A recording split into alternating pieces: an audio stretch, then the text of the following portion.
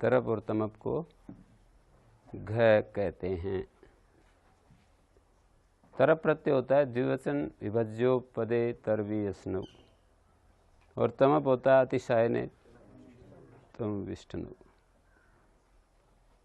उस सूत्र का अर्थ अतिशायने तम विष्णु का अर्थ है अतिशायन अर्थ में वर्तमान प्रातिपदिक से स्वार्थ में तमप प्रत्यय इष्ठन प्रत्यय होता है। मतलब वहाँ पर जो अतिशायन है वो प्रकृत्यर्थ विशेषण है या प्रत्यार्थ है, ये दो बातें विचार करने के लिए प्रस्तुत की जाती हैं, और उसमें निर्णय ये दिया जाता है कि अतिशायन जो है वो प्रकृत्यर्थ विशेषण है। इसमें क्या फर्क पड़ता है प्रकृत्यर्थ विशेषण और प्रत्यार्थ में? प्रकृति का जो अर्थ है उसकी विशेषता अतिशायन बता रहा है, या जो तमप प्रत्यय होता है उस प्रत्यय का अर्थ अतिशायन होता है, ये बताया जा रहा है। प्रत्यय का अर्थ अतिशायन, ये अतिशायन का मतलब है अतिक्रमण करना, अतिशेते, इसका ये अर्थ है अतिशयनम अतिशायनम, निपातन से दीर्घ हो रहा है अतिशायन में। शींग धातु से लुट करेंगे तो रूप बनेगा अतिशयनम, शींग लुट, यू को अन हो गया और फिर शींग को गुण हो गया, सार धातु कार धातु के एचो यवायाव, तो शब्द बन गया अतिशयनम। ठीक है, सिद्धि आ गई अतिशयनम की। अति उपसर्ग है सींग धातु लुट, शींग को गुण हो गया शे और यू को अन, एचो यवा यावा, शयन बन गया ना। इस शय को निपातन से दीर्घ हो गया,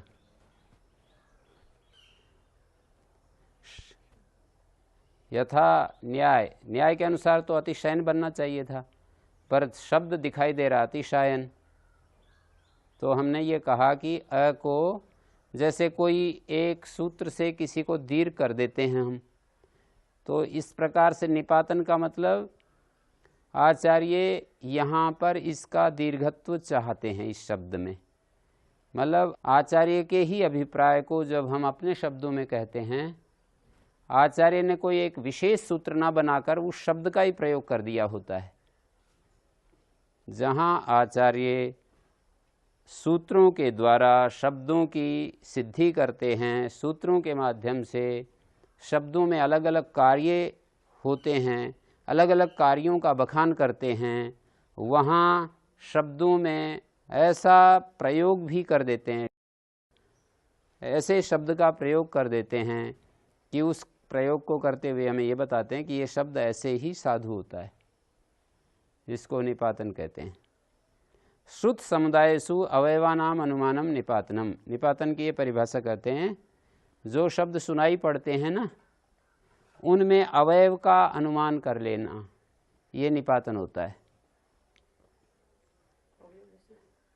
जैसे यहाँ अतिशायन शब्द सुनाई पड़ रहा है ना, तो अतिशायन में एक हिस्से में हमने अनुमान किया कि अ को आ हो रहा है। इसके लिए अ को आ करने वाला कोई अष्टाध्यायी में सूत्र नहीं बनाया गया है। दो प्रकार के काम होते हैं ना, सूत्रों से कोई कार्य अप्राप्त है उसको भी कई कई जगह चाहते हैं कि ये कार्य ऐसे हो जाए, और कहीं कहीं सूत्रों से कोई प्राप्त होता है तो ये चाहते हैं कि या ना हो, तो इसको निपातन के द्वारा सिद्ध कर लेते हैं। सारी चीज़ें निपातन से हो जाती हैं। कहीं पर कोई प्रत्यय की कल्पना करते हैं, सामान्य विधि से कोई प्रत्यय कहा है, मान लीजिए अचो यत रिहलोर ण्यत कहा है, फिर कहीं अजंत धातु से यत कहा है पर हमको ण्यत चाहिए, ण्यत में ही वो शब्द बनता है और वो स्वर सिद्ध होता है। मैंने कल एक नई चर्चा की थी ना कि शब्द भी स्वर भी दोनों हमें अभीष्ट शब्द और अभीष्ट स्वर की सिद्धि चाहिए। तो मान लीजिए यत प्रत्यय में रूप तो बन जाए पर स्वर सिद्ध ना हो, तो फिर वहाँ पर ण्यत की कल्पना कर लेंगे कि यहाँ पर ण्यत प्रत्यय हो गया। सूत्र कोई है नहीं तो किससे करोगे उस ण्यत प्रत्यय को? तो कहेंगे निपातन से ण्यत हो गया। कहीं ण्यत होने से रूप सिद्ध हो रहा है लेकिन स्वर सिद्ध नहीं हो रहा है, तो फिर कहेंगे कि यत प्रत्यय निपातन से हो गया। फिर ण्यत के कार्य नहीं प्राप्त हो रहे थे तो निपातन से वृद्धि हो गई, ऐसे कहेंगे। यत प्रत्यय में स्वर सिद्ध हो रहा है, ण्यत प्रत्यय में रूप सिद्ध हो रहा है, तो स्वर तो यत से सिद्ध कर लिया और ण्यत का रूप जो था ना, ण्यत के द्वारा जो वृद्धि प्राप्त हो रही थी, यत में तो नहीं हो सकेगी वो, तो कहेंगे निपातन से वृद्धि हो गई। जैसे सर्वनाम शब्द है, यहाँ नय को नय प्राप्त था, पूर्व पदा संज्ञा मगा, पूर्व पद में स्थित रेफ से उत्तर नय को नय हो जाता है। सर्व ये पूर्व पद है, नाम ये उत्तर पद है, तो नाम के नय को नय प्राप्त हो रहा था। कोई सूत्र तो है नहीं निषेध करने वाला कि यहाँ पर ना हो, फिर उन्होंने सूत्र में ही ये प्रयोग कर डाला, सर्वादीनी सर्वनामानी, और उस प्रयोग के द्वारा हमको ये बता दिया कि मैं यहाँ पर पूर्व पदार्थ संज्ञा मगा से जो णत्व प्राप्त था वो नहीं चाहता हूँ, सर्वनाम शब्द में न को न नहीं चाहता हूँ।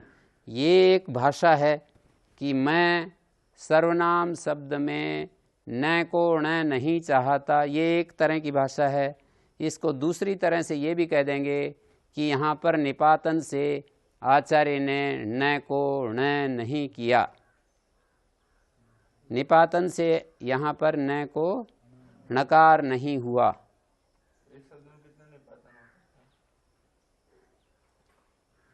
जो भी सूत्र सामान्य जो सूत्र बनाए हुए हैं ना पाणिनि ने, पूरी अष्टाध्यायी बनाई हुई है, उससे अतिरिक्त हट करके जो भी कार्य अभीष्ट कार्य मानी साधु शब्द में जो भी कार्य आपको करना अभीष्ट हो वो सब निपातन से हो सकते हैं।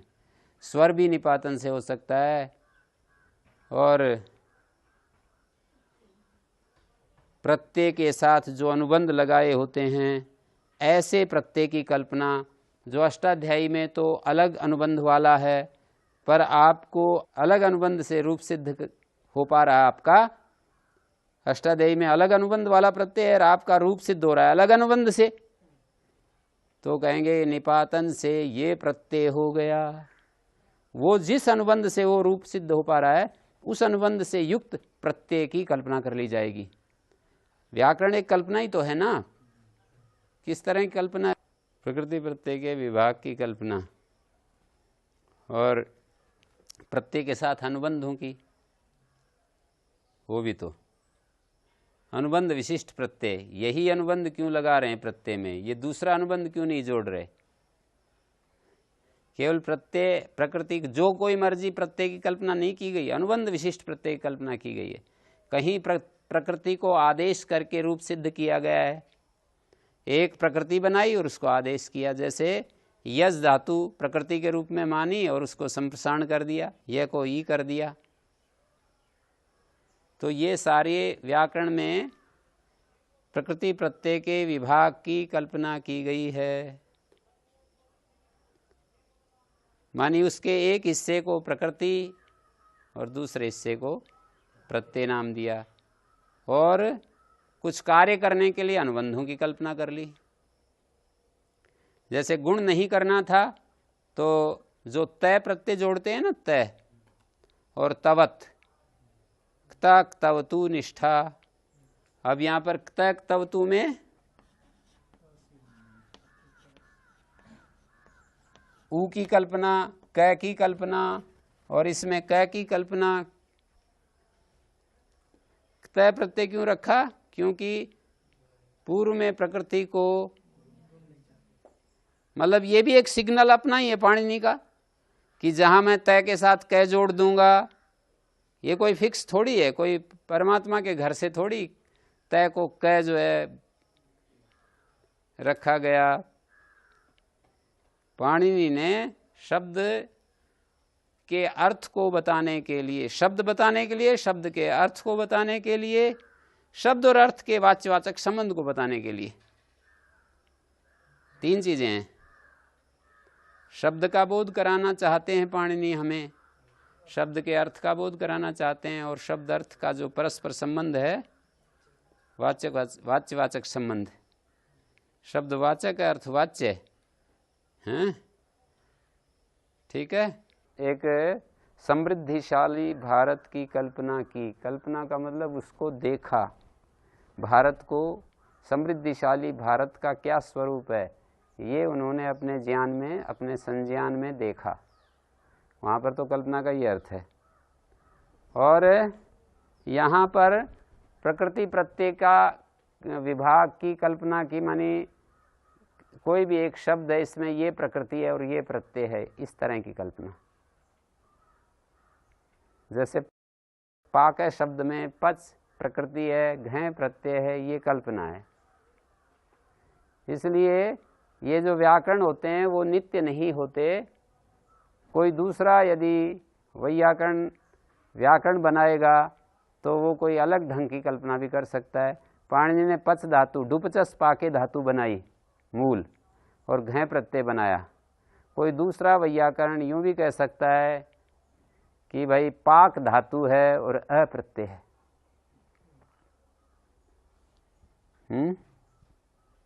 ठीक है, पाक धातु है और अ प्रत्यय है, इस तरह की कल्पना भी कर सकता है। जैसे अस्ति स्तसंति रूप बनाने के लिए पाणिनि ने अस धातु की कल्पना की और ती प्रत्यय की कल्पना की। सिप प्रत्यय, मिप प्रत्यय, अस्ति, असी और अस्मि, इस तरह के रूप बनाए। और फिर आगे कल्पना की कि भाई दूसरे रूप तो स्त संति रूप बनते हैं, तो कल्पना की आकार का लोप कर देते हैं। यहाँ पर हस के आकार को स्नेह सर्वलोपा सूत्र बना दिया और आकार का लोप कर दिया। और कल्पना की प्रथम पुरुष का एक वचन, मध्यम पुरुष का एक वचन, उत्तम पुरुष का एक वचन में तो अ दिखाई देता, बाकी जगह अ नहीं दिखाई देता। तो इसलिए उन्होंने एक नियम बनाया कि भाई मैं तिप सिप मिप को तो अकिंगत प्रत्यय कहूँगा, इनका नाम रखूँगा अकिंगत, और बाकी का नाम रखूँगा किंगत। किंगत प्रत्यय में आकार का लोप करूँगा। अभी जो है दूसरा आपिशली वैयाकरण हुए, उन्होंने स धातु की कल्पना की अस्ति स्तसंति रूप बनाने के लिए, स धातु हैं। और स धातु करके जब स धातु है तो स्त संति स्थ स्थ स्मे स्व स्मय ये सब तो बन जाएंगे, पर अस्ति में आकार जो है वो दिखाई दे रहा है। तो उसने कल्पना की कि जो ये प्रत्यय हैं तिप सिप मिप, इनमें अट आगम हो जाता है। पाणिनि ने कल्पना की कि अस धातु है, अ का लोप हो जाता है। दूसरे वैयाकरण ने कल्पना की स धातु है और अट आगम हो जाता है। इसका मतलब यह है कि शब्द तो नित्य हैं और व्याकरण है कल्पना। शब्द तो बने बनाए हैं, बल्कि वाक्य बने बनाए हैं। जितने भी हम वाक्य बोलते हैं वो बना बनाए हैं। शब्द भी मान सकते हैं, शब्द भी बने बनाए हैं, एक एक शब्द भी, और एक एक वाक्य भी बने बनाए हैं। ठीक है, तो ये दो चीज़ें तो नित्य हैं। इसी को वैयाकरण कह देते हैं पद स्फोट और वाक्य स्फोट। और कोई कोई ऐसे शब्द भी हैं जिनमें एक ही वर्ण से अर्थ निकलता है, तो उसको वर्ण स्फोट भी कह देते हैं। कोई कोई शब्द ऐसे भी होते हैं कि एक अकेला एक वर्ण ही, सिंगल वर्ड, जैसे ई इंद्रम पश्य, ई जो है एक शब्द है ना, वो एक अर्थ को दे रहा है। उत्तिष्ठ, अ अपेही, तो यहाँ अ ई उ एक एक वर्ण भी जो है वो अपने अर्थ को दे रहे हैं, इसलिए इसको बोलेंगे वर्ण स्फोट, कि पूरा एक वर्ण ही सार्थक है, किसी एक अर्थ को कह रहा है। कहीं कहीं एक एक पद, उसमें वर्णों का जो समूह है वो मिलकर के एक पद बना है ना। जैसे राम शब्द में र, आ, मैं, अ 4 वर्ण हैं, पर उनका एक एक वर्ण का कोई अर्थ नहीं है। पूरा ये राम जो एक शब्द है, 4 वर्णों का जो एक समुदाय, ये किसी एक अर्थ को दे रहा है, तो ये पद स्फोट हो गया। और फिर इसका जब वाक्य में प्रयोग होता है कि राम ग्रामम गच्छति, ये पूरा जो वाक्य है इसमें सारे पद जो है वो काल्पनिक कहे जाएंगे। वाक्य की दृष्टि से देखोगे तो एक एक जो पद हैं, ये पद जो है हम अलग अलग करके इनका एक विभाग करके बताएंगे कि राम करता है, ग्रामम कर्म है, गच्छति क्रिया है, ये सारी फिर कल्पना कही जाएगी। वाक्य की दृष्टि से पदों की कल्पना और पदों में धातु और प्रत्यय की कल्पना। और कोई एक ही अक्षर वाला पद है तो वहाँ पर वो वर्ण उस अर्थ को दे रहा है, लेकिन सभी शब्दों में यदि धातुज प्रत्यय माने तो वहाँ पर भी कह सकते हैं कि कोई प्रत्यय आया है, उसका लोप हो गया है और वर्ण मात्र शेष रह गया है। कोई एक ही वर्ण वाला शब्द है और उसको प्रकृति प्रत्यय से ही सिद्ध करके दिखाना है तो कहेंगे कि भाई ये, तो शब्दों में धातु प्रत्यय की कल्पना और वाक्य में क्रिया कारक, ये कारक हैं, ये क्रिया है, इस तरह से उसका विभाग की कल्पना करेंगे। रामः गवे ग्रामम यानेन गच्छति। अब ये जो मैंने बोला, यानेन करण है, गवे संप्रदान है, और गुरुकुलात, ये रामः गुरुकुलात गवे ग्रामम गच्छति हैं। राम करता है, यानेन करण है, गवे संप्रदान है, गुरुकुलात अपादान है। ये सारी वाक्य की दृष्टि से एक कल्पना कही जाएगी। तो शब्दों का अर्थ भी काल्पनिक? नहीं, अर्थ काल्पनिक नहीं है, अर्थ काल्पनिक नहीं है, और अर्थ शब्द अर्थ का संबंध काल्पनिक नहीं है, और शब्द भी काल्पनिक नहीं है। 3 चीजें काल्पनिक नहीं है, शब्द अर्थ और शब्द अर्थ का जो संबंध, ये 3 चीजें काल्पनिक नहीं है। हैं? शब्द का अर्थ समझाने के लिए एक रास्ता खोजा और उसके द्वारा ये व्याकरण का पूरा सिस्टम खड़ा किया है। शब्द स्थिर है, अर्थ भी उसका निश्चित है कि इसका अर्थ ये होता है, आत्मा का अर्थ ये होता है, निश्चित हो गया है। ठीक है, शब्द पद का रूप होता है, अर्थ सृष्टि में होता है, और संबंध जो है हमारी बुद्धि में होता है। शब्द वाणी में होता है, यूं कहो, या कर्णेंद्रिय में होता है, आकाश देश प्रयोग से प्रकाशित होता है, पर अर्थ जो है सृष्टि में होता है। जैसे आप वृक्ष देखोगे तो संसार में वृक्ष मिलेगा, आत्मा देखोगे तो वो मिलेगा।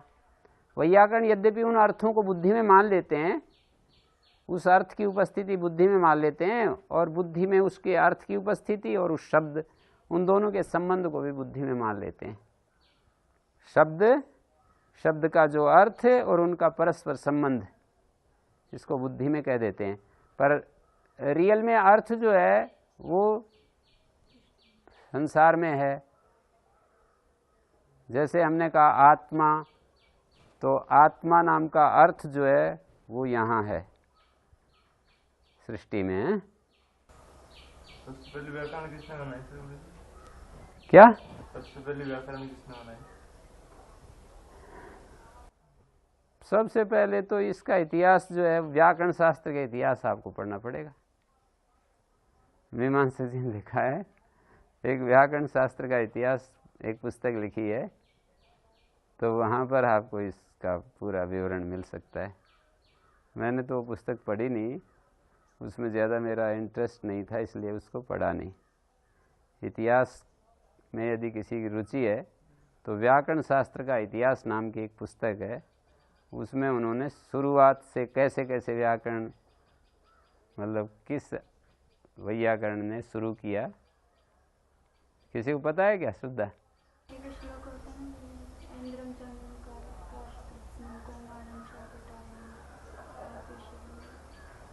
हाँ, तो इंद्र नाम के आचार्य से शुरू हुआ।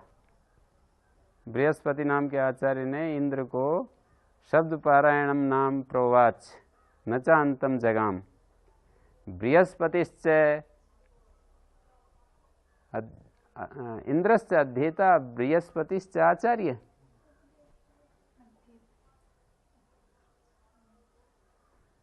अध्यापक शब्द कुछ और है। और दिव्यम वर्ष सहस्त्रम कालम, और फिर भी शब्दों का अंत नहीं आया।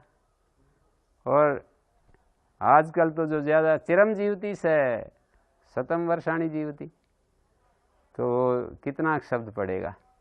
इसलिए कोई ऐसा रास्ता खोजना चाहिए कि अल्प प्रयत्न से महान शब्द राशि को सीख सकें। तो अल्प प्रयत्न का मतलब यह है कि कोई अपना पूरी ऊर्जा लगा दे 5-6 साल, तो महान शब्द राशि उसको समझ में आ जाएगी। 5-6 साल में ही पूरी ऊर्जा उसको यदि लगा देता है तो शब्द राशि का बोध हो जाए। तो मैं ये कहना चाह रहा था कि व्याकरण जो है एक शब्द, अर्थ और संबंध तो नित्य हैं। नित्य का मतलब है हैं, उसमें कोई कल्पना क्या वो नहीं है।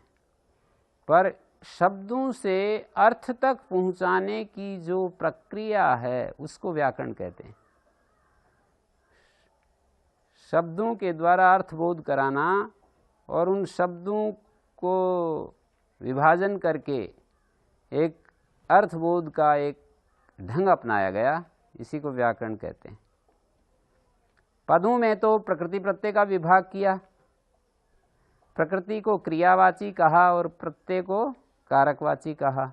इसी तरह से वाक्य में भी क्रिया कारकवाची शब्दों का विभाग करके अर्थ का बोध करा दिया। वाक्य में यदि देखोगे तो एक क्रियापद होता है और दूसरे कारक शब्द होते हैं ना। एक क्रियावाची शब्द होगा, बाकी जो है कारकवाची शब्द होंगे। तो एक एक शब्द में ये जो प्रकृति प्रत्यय के विभाग की कल्पना की गई है, ये कल्पना कोई हवाई कल्पना नहीं थी। उस कल्पना का भी एक बिल्कुल सॉलिड आधार खोजा कि इस प्रकृति का यही अर्थ क्यों है और इस प्रत्यय का यही अर्थ हम क्यों कह रहे हैं। एक बड़ा सॉलिड आधार खोजा और उस आधार खोजने में साधन बनाया एक कि इस इतने हिस्से का यही अर्थ क्यों है और इतने हिस्से का यही अर्थ क्यों है। इसके लिए एक अन्वय व्यतिरेक नाम का एक उन्होंने एक साधन अख्तियार किया, बनाया। मतलब अन्वय व्यतिरेक नाम के साधन के द्वारा उन्होंने ये निर्धारण किया कि ये तो प्रत्यय है और इसका ये अर्थ है, और ये प्रकृति है और इसका ये अर्थ है।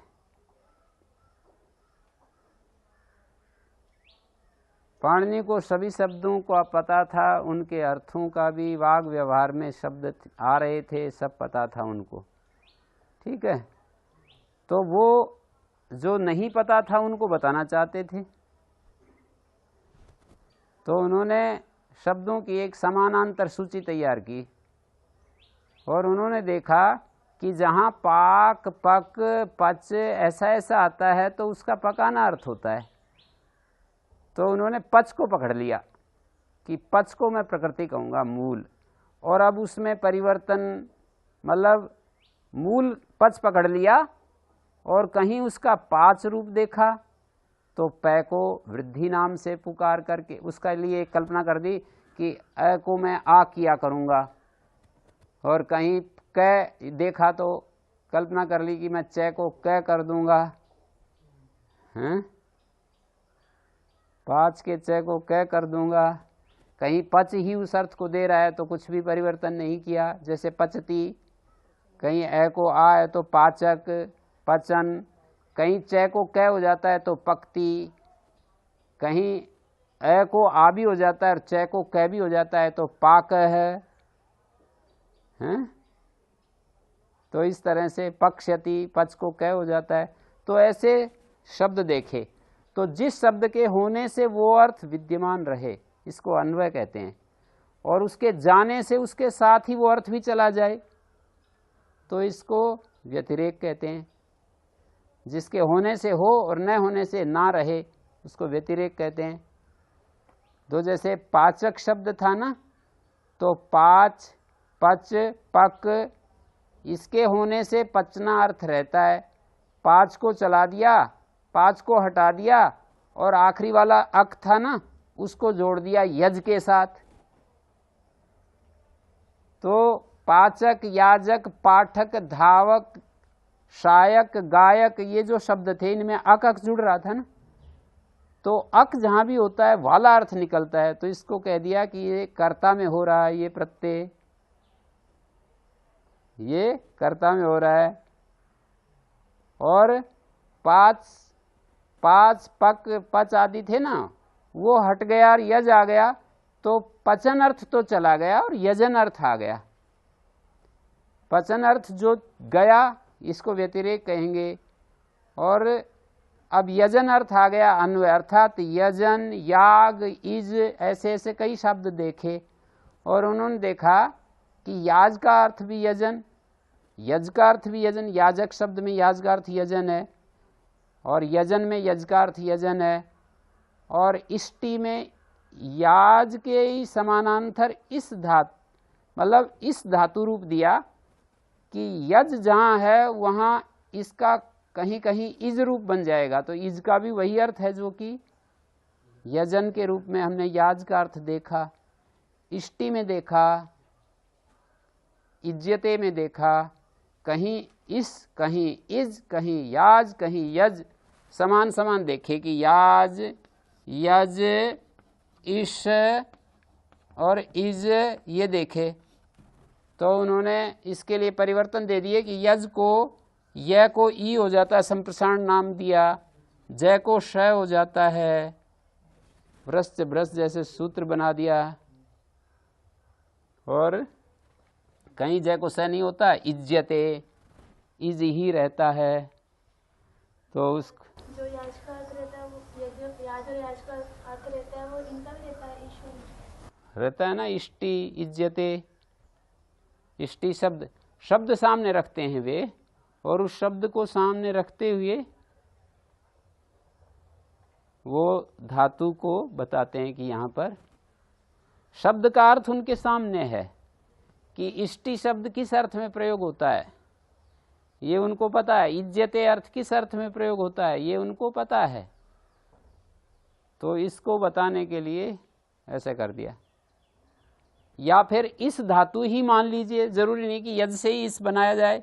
एक इस धातु की कल्पना की दूसरे दूसरे शब्दों में जो होती है ना, और उसी इस धातु का अर्थ ये भी होता है, यजन भी होता है।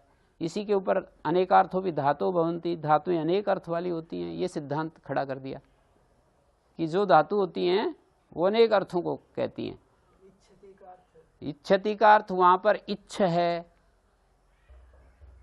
इच्छति में तो इच्छ है, इस थोड़ी है। वो तो परिवर्तन करके हम कहते हैं कि श को छ हो गया, इस धातु मूल बना करके, जैसे यज मूल बनाकर याज कर लेते हैं, इसको इज कर लेते हैं, ऐसे इच्छ मूल होता है, इच्छ धातु है ना, हाँ? और उसका मूल रूप उन्होंने कल्पना कर लिया इश, और इसमें परिवर्तन जो होने थे श को छ और चैर, ये सारे जो है इस तरह से व्याकरण खड़ा किया है। तो व्याकरण की ये प्रक्रिया है, समझ गए। शब्द नित्य, अर्थ नित्य और इनके संबंध नित्य होते हैं। इसका मतलब ये हुआ कि जितने भी शब्द होते हैं, वैयाकरणों की ये दृढ़ मान्यता है कि जितने भी शब्द हैं वो नित्य हैं, और उन शब्दों के जो अर्थ होते हैं वो भी काल्पनिक नहीं है। जैसे आत्मा या परमात्मा शब्द वेद में आता है, वैदिक शब्दों के लिए कहते हैं, तो इसका अर्थ ये नहीं है कि ये कोई काल्पनिक वर्णन हो रहा है। आत्मा या परमात्मा के बारे में कुछ कह रहे हैं तो कोई काल्पनिक चर्चा हो रही है, ऐसा नहीं। क्योंकि ये शब्द जिस चीज के लिए बोले जा रहे हैं, जिस चीज का बखान कर रहे हैं, वो चीज भी नित्य है। नित्य का मतलब काल्पनिक नहीं है, वो चीज है। और ये शब्द और वो चीज, इन दोनों के बीच में जो एक रिलेशन है वो भी है, ऐसा वैयाकरण और मीमांसक मानते हैं। श्रुत समुदायेषु अवयवानाम अनुमानम निपातनम। श्रुत समुदाय जो हैं, जो शब्द सुनाई दे रहे हैं हमारे को, उनमें अवयवों का अनुमान ही निपातन है। तो हमने अवयव का अनुमान कर दिया यहाँ पर कि अ को आ हो गया है। कोई सूत्र तो है नहीं अ को आ करने वाला, जहाँ पर सूत्र नहीं प्राप्त होगा वहाँ पर निपातन होगा। तो जो सूत्र प्राप्त नहीं है पर शब्द वो ठीक ही है, साधु ही है। ऐसा नहीं कि विकृत रूप न हो उसका। हाँ, ऐसा नहीं कि अपनी तरफ से उसको शब्द को कुछ ही बना दो आप, कि सूत्र तो है नहीं, निपातन से ये कार्य हो गया, ऐसा नहीं। श्रुत समुदायेषु मानी, श्रुत समुदाय का मतलब यह है कि जो शिष्ट पुरुषों के द्वारा जो शब्द बोले जाए वो हमें सुनाई पड़ रहे हों, उनमें अवयवों का अनुमान। तो बहुत सारे निपातन तो हैं ही ना।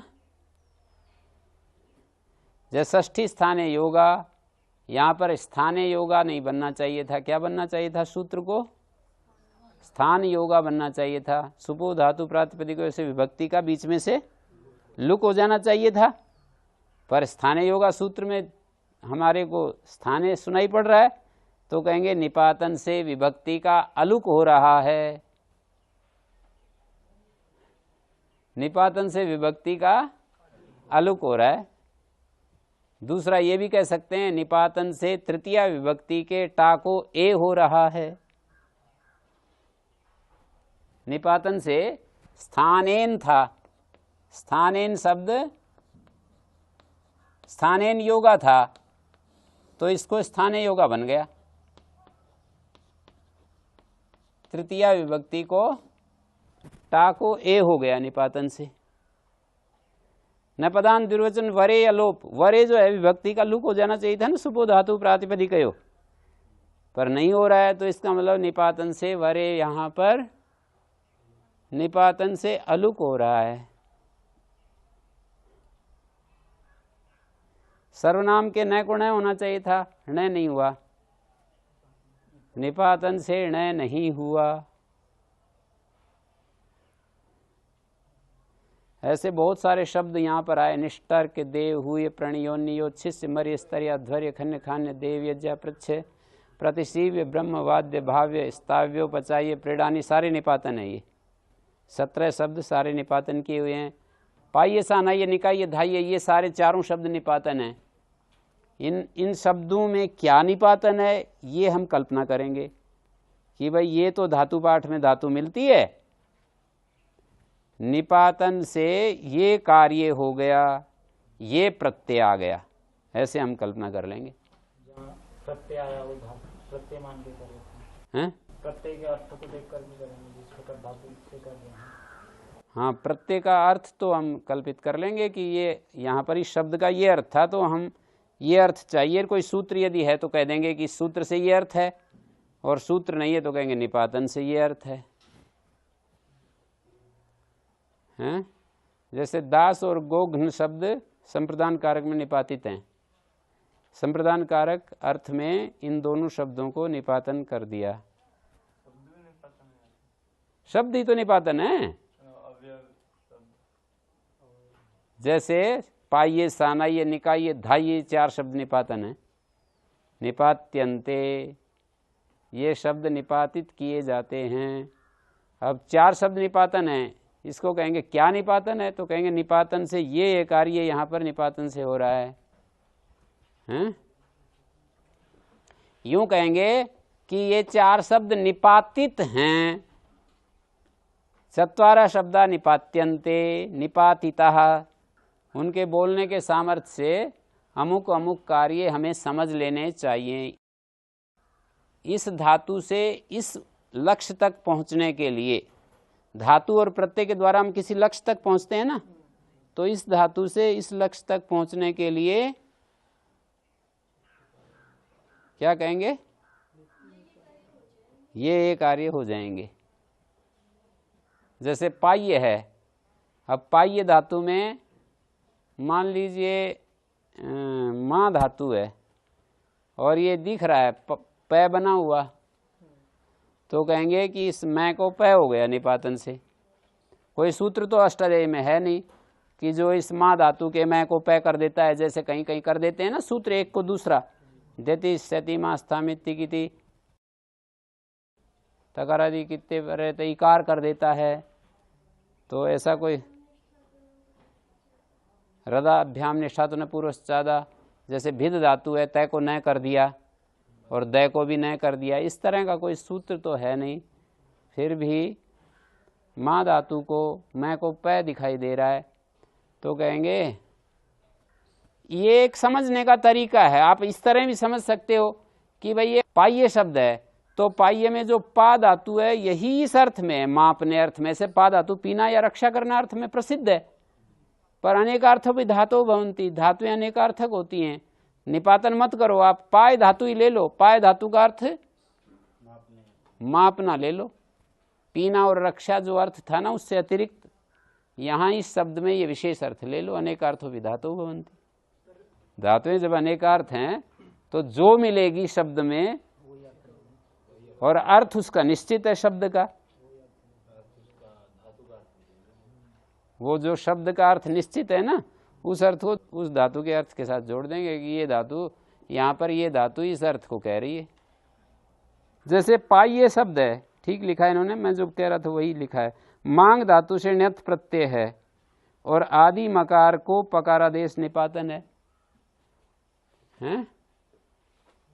तो पा धातु इस अर्थ में होगी, माँ धातु के अर्थ में। भाष्यकार तो ऐसे खूब ही समझाते हैं, जगह जगह कहते हैं पा धातु भी माँ धातु के अर्थ में हो जाएगी। कैसे हो जाएगी? अनेकार्थों भी धातु भवंती, ऐसे उत्तर देंगे।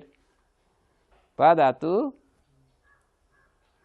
माँ धातु के अर्थ में हो जाएगी, फिर जो है बन जाएगा शब्द। ये सारा शब्दों को अर्थ समझाने की एक प्रक्रिया है कि शब्दों का अर्थ हम कैसे, क्योंकि शब्द नित्य है उनका अर्थ भी फिक्स है, हैं? अब हमारे को उनके जो अर्थ हैं वो जो योग रूढ़ी अर्थ हैं वो तो निश्चित ही होते हैं। विशेषण के रूप में जो अर्थ आते हैं वो धात्वर्थ के आधार पर कह देते हैं। एक तो यौगिक अर्थ होता है, एक योग रूढ़ी होता है। वेद में कोई रूढ़ी शब्द तो माने नहीं जाते, योग रूढ़ी हैं या यौगिक हैं। अब यौगिक अर्थ है तो वो विशेषण के रूप में प्रयोग होगा, संज्ञा के रूप में प्रयोग नहीं हो सकता। कोई भी संज्ञा के रूप में यदि प्रयोग हो रहा है तो वो शब्द योग रूढ़ी कहा जा सकता है। संज्ञावाची जितने भी शब्द हैं, संज्ञा का मतलब किसी चीज के लिए जो बोले जाते हैं, तो वो क्या होंगे? योग रूढ़ी होंगे। लोक में रूढ़ी भी होंगे संज्ञावाचक शब्द। रूढ़ी का मतलब जैसे अचोन्त्यादि टी, तरप तमपो घ, दाधा घ्वदाप, कोई भी यौगिक शब्द यदि किसी संज्ञा में आ गया ना तो यौगिक नहीं रहेगा, फिर योग रूढ़ हो जाएगा। हाँ, कोई भी यौगिक शब्द जब किसी वस्तु का नामकरण हुआ और योग रूढ़ी बन गया फिर वो यौगिक नहीं रहेगा। यौगिक का मतलब धातु और प्रत्यय के अर्थ के आधार पर जो अर्थ निकलता है। जैसे गच्छति इति गो, यौगिक का मतलब जो गमन करने वाला गो, तो संसार की सब चीजें गो के नाम से कही जानी चाहिए, पर एक कुछ चीजों के लिए इसका नाम निश्चित हो गया तो ये योग रूढ़ी कहलाएगा। किसी एक चीज को ही कहते हैं, जैसे वाणी को कह देते हैं, सूर्य किरणों को कह देते हैं, पृथ्वी को कह देते हैं, ऐसे कुछ 10-12 चीजों के लिए। मतलब ये धात्वर्थ तो उन सब में घट रहा है, पर जिस मर्जी चीज को गो नहीं कह सकते आप। चिड़िया को गो नहीं कहोगे, गमन तो वो भी कर रही है। या इसको नहीं कहोगे, बंदर को, हैं? गमन तो ये भी कर रहा है ना, इसको नहीं कहोगे। और रूढ़ी जो अर्थ होते हैं ना, यदृच्छा शब्द होते हैं। जैसे किसी चीज़ का कुछ नाम धर दिया, उसके गुण धर्म बिल्कुल उससे कुछ संबंध नहीं है, कोई चीज़ है उसका कोई नाम है, तो उसको रूढ़ी कहते हैं। जैसे इन्होंने कुंडपाय्य शब्द है, कुंड शब्द उपपद रहते, तृतीयांत उपपद रहते, पा धातु से यत प्रत्यय है और युक आगम है। तो कुंडपाय्य में पा धातु से यत करेंगे तो युक का आगम। अब देखिए ण्यत में तो हो जाता है युक आगम, पा धातु यत प्रत्यय, तो ये बीच में ये आ रहा है ना, ये निपातन करना पड़ेगा। क्यों? इधर यदि ये ण्यत लेते हैं ना, पा धातु से ण्यत प्रत्यय, तो युक तो हो जाएगा लेकिन स्वर अनिष्ट होने लगेगा। इसलिए स्वर को बचाने के लिए यत प्रत्यय किया, स्वर को सिद्ध करने के लिए यत प्रत्यय किया, यत करने लगेगा तो युक हाथ से जाने लगा, उसका निपातन कर दिया कि निपातन से युक आगम हो गया। हैं? ठीक है, इस तरह से ये निपातन का प्रक्रिया चलती है। जैसे एक शब्द है संचाय्य, समपूर्वक ची धातु से ण्यत प्रत्यय। अब यहां पर समपूर्वक ची धातु से ण्यत प्रत्यय, ण्यत के पर रहते क्या होगा? अचोणिति वृद्धि। आई को आय नहीं हो सकता किसी सूत्र से, आई को आय किसी सूत्र से नहीं हो सकता, कहेंगे कि ये निपातन से आय हो गया है, संचाय्य हैं। अब समझ में आ रहा कुछ? यहां आई को आय नहीं कर सकते ना किसी सूत्र से, कोई सूत्र है ही नहीं जो आई को आय कर दे इस स्थिति में, तो ये निपातन से कर दिया।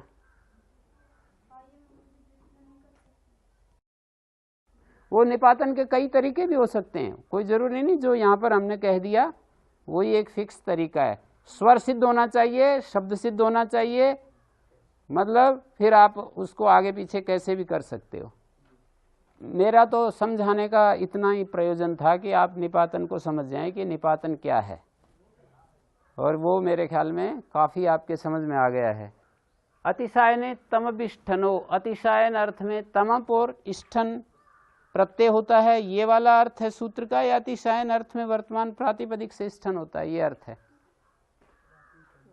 इनमें ही अंतर हो जाएगा, इन दोनों अर्थों में ही अंतर हो जाएगा। अतिशायन अर्थ में वर्तमान प्रातिपदिक को इष्ठन होता है, या अतिशायन अर्थ में इष्ठन प्रत्यय होता है। क्या अंतर होगा बताओ? प्रातिपदिक में जो अर्थ है अतिशायन वाला अर्थ है वो प्रत्यय द्योतक हो जाएगा उसका। हाँ, ये बात समझने की। अतिशायन अर्थ में जो प्रातिपदिक है उसको प्रत्यय द्योतित कर देगा, वैसे तो वो प्रकट नहीं हो पाएगा बिना प्रत्यय के लगाए। जैसे पटु शब्द है तो पटु में जो अतिशायन अर्थ है, पटु में सारे अर्थ हैं, सामान्य अर्थ भी और विशेष अर्थ भी, यूं समझेंगे। दो प्रकार के अर्थ हो सकते हैं ना, एक सामान्य एक विशेष। तो पटु सामान्य और पटु विशेष, ठीक है। अतिशायन मानी बढ़ा हुआ, पटु भी पटु होता है, कम पटु भी पटु होता है। तो बढ़ा हुआ इस अर्थ में जब ये पटु होगा तब ये तमप आ जाएगा। ये पटु शब्द किस अर्थ में होगा? जब बढ़े हुए पटु इस अर्थ में होगा तब आकर के तमप जुड़ जाएगा। जैसे कुमार शब्द के अंदर पुल्लिंग कुमार और स्त्री कुमार दोनों जो है कुमार के अंदर ही वर्तमान हैं, पर जब स्त्री अर्थ में कुमार शब्द होगा तब ई प्रत्यय आकर जुड़ जाएगा और उसके लिए हम कुमारी बोलेंगे, ठीक है, समझे? तो प्रत्यय द्योतक हो जाएगा। और यूं कहेंगे ना कि अतिशायन अर्थ में तमप होता है तो फिर प्रत्यय के द्वारा वो अर्थ कहा जाएगा, वाचक बनेगा प्रत्यय उस अर्थ का। जैसे हम कहते हैं पच धातु से नूल प्रत्यय होता है कर्ता कारक में, तो यहाँ पर ये कर्तार्थ का वाचक है, यूं कहेंगे। पज धातु तो क्रिया को कह रही है, ऋणुल प्रत्यय कर्तार्थ में हो रहा है, कर्तार्थ का वाचक है, ऐसे कहेंगे हैं।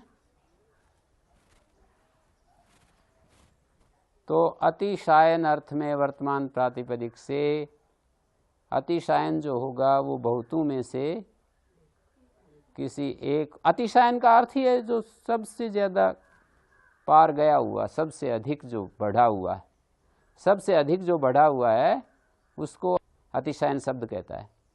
अतिशायन पटु इति पटुतम, इसका ये अर्थ होगा अतिशायन पटु, अतिशय विशिष्ट पटु इति, पटु की विशेषता बतला रहा है ये, अतिशय विशिष्ट पटु